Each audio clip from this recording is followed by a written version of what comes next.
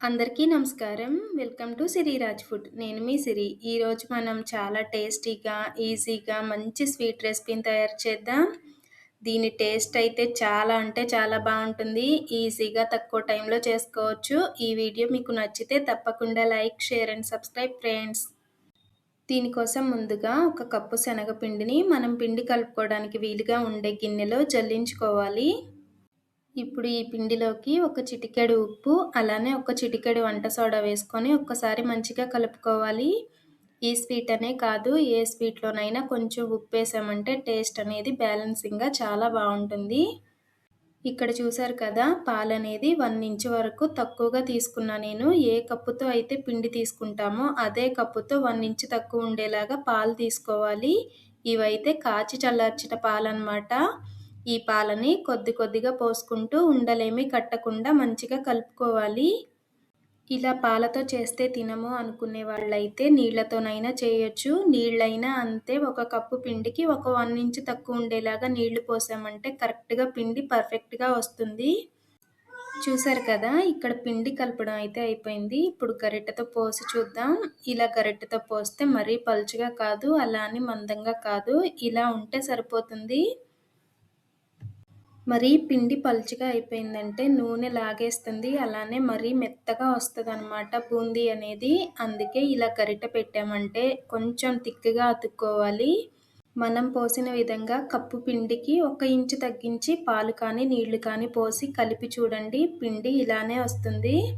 Gas మీద గిన్నె పెట్టుకొని అరకప్పు బెల్లం, అలానే పావు కప్పు నీళ్లు పోసుకొని బెల్లాన్ని కరిగించుకోవాలి. బెల్లం లైట్ తీగ పాకం వస్తే సరిపోతుంది. బెల్లానికి బదులుగా పంచదార అయినా, పటిక బెల్లం అయినా వాడొచ్చు. ఇక్కడ బెల్లం అయితే కరిగి లేత తీగ పాకం వచ్చిందనమాట. దీన్ని దించి పక్కన పెట్టేద్దాం. మనం ముందు కలుపుకున్న పిండి ఉంది కదా, ఆ పిండిలోంచి ఒక 2 గరిటెల పిండిని వేరే గిన్నెలోకి తీసుకొని కొంచెం ఫుడ్ కలర్ వేసి చక్కగా కలుపుకోవాలి. ఫుడ్ కలర్ వద్దు అనుకునే వాళ్ళైతే మొత్తం యెల్లో బూందీ అయినా చేసుకోవచ్చు. ఇలా కలుపుకున్న పిండిని పక్కన పెట్టేసి గ్యాస్ మీద కళాయి పెట్టుకొని ఒక 2-3 ఇంచులు సుమారు నూనె పోసుకొని చిల్లుల గిన్నె ఉంటే చిల్లుల గిన్నెతో బూందీ దూసామంటే త్వరగా అయిపోతుంది. ఎన్ని కేజీల పిండైనా సరే ఈజీగా బూందీ చేసేయొచ్చు. ఎక్కువ క్వాంటిటీలో బూందీ దూయాలి అనుకుంటే పెద్ద కళాయి పెట్టుకొని పెద్ద చిల్లుల గిన్నెతో చేసామంటే త్వరగా అయిపోతుంది. నూనె బాగా వేడెక్కిన తర్వాతే బూందీని వేయాలి.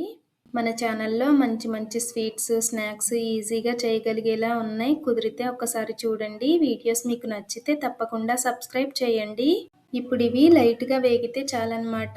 ఎక్కువగా వేయించేసామంటే క్రిస్పీగా తయారవుతాయి. ఇవైతే వేగిపోయినాయి కదా, పక్కకి తీసేద్దాం.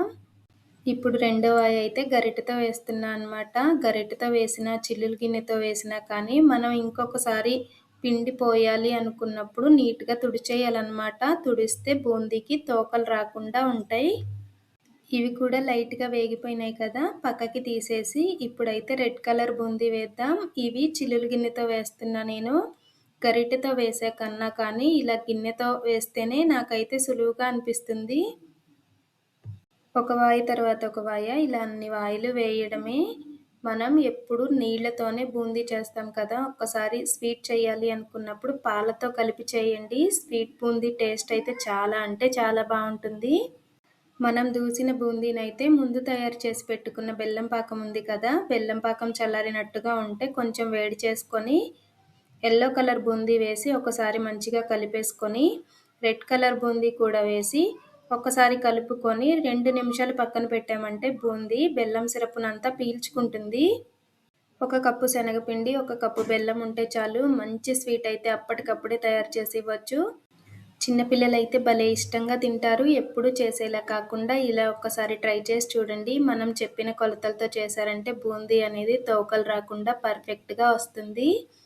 ఈ వీడియో మీకు ఎలా అనిపించిందో కామెంట్ చేయండి. ఈ వీడియో మీకు నచ్చితే తప్పకుండా లైక్ చేయండి, షేర్ చేయండి, సబ్స్క్రైబ్ చేయండి. రేపు ఇంకో మంచి వీడియోతో మళ్ళీ కలుసుకుందాం. By bye friends.